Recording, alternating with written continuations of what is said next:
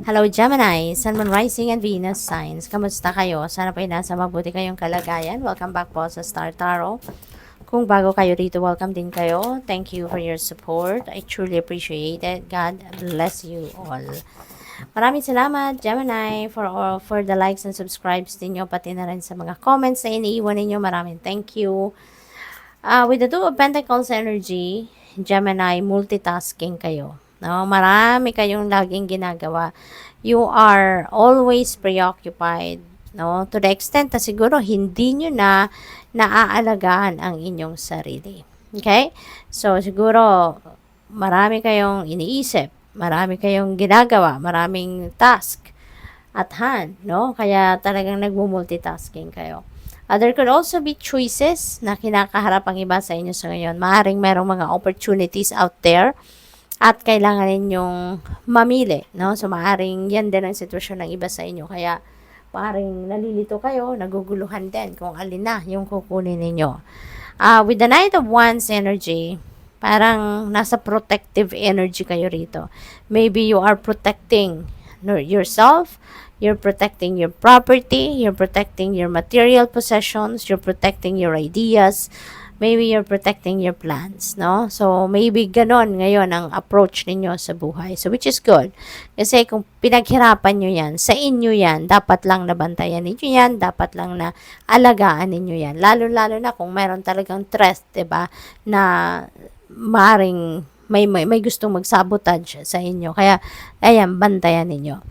We have Three of Wands. Ang iba sa inyo dito talagang siswertehin kasi this is good fortune energy.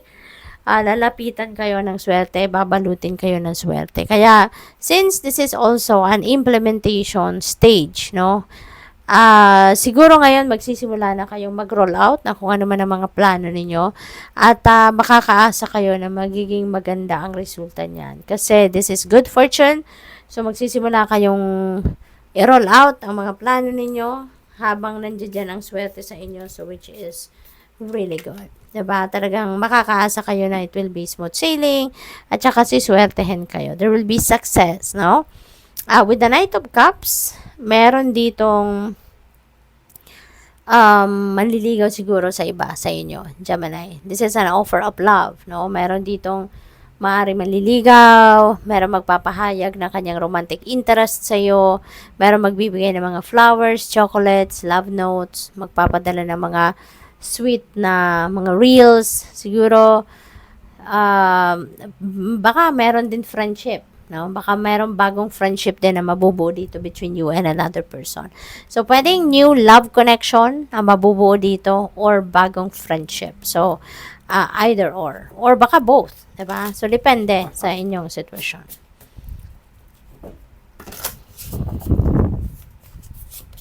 We have patience, ayan, in Gemini.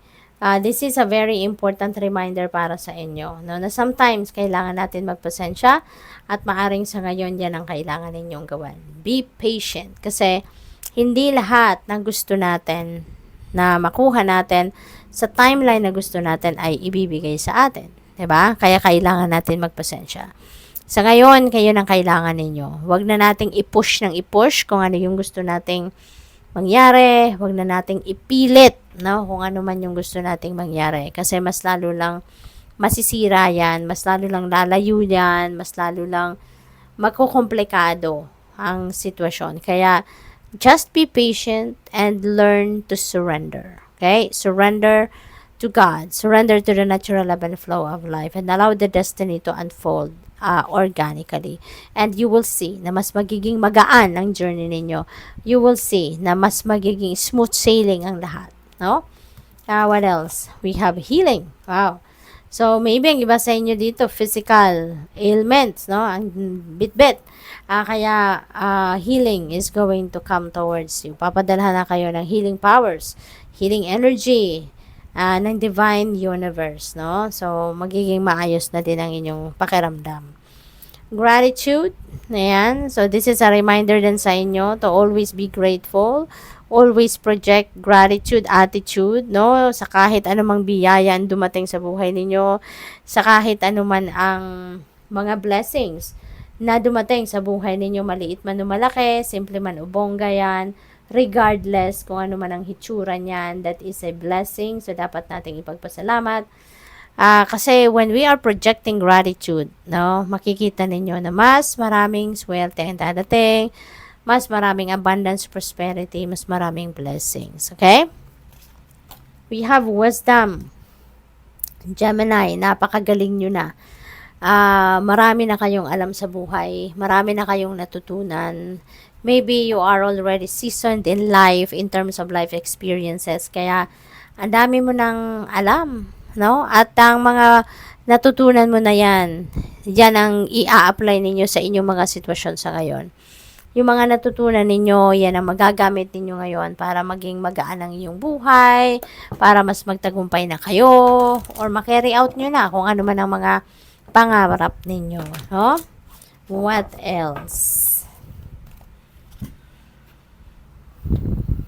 We have appetite. Get out of your comfort zone. Ayan, Gemini. Siguro mayroong opportunity dito na bago dadating at ito yung magbibigay ng chance sa inyo na mag-grow na kayo. No, it's about time to grow. It's about time to expand, to thrive, no? At ito yung yung panawagan sa inyo. Get out of your comfort zone. Otherwise, kung diyan lang kayo magi-stay sa kung ano lang yung komportable kayo, sa kung ano lang yung nakasanayan ninyo, you will be stuck there, no? Hindi na kayo aasenso pa. Hindi na kayo mas makakaranas ng mas magandang buhay pa. 'Di ba? Kaya it's about time na, no? To get out of your comfort zone and try to be adventurous. Okay? We have adventuring, create your own luck.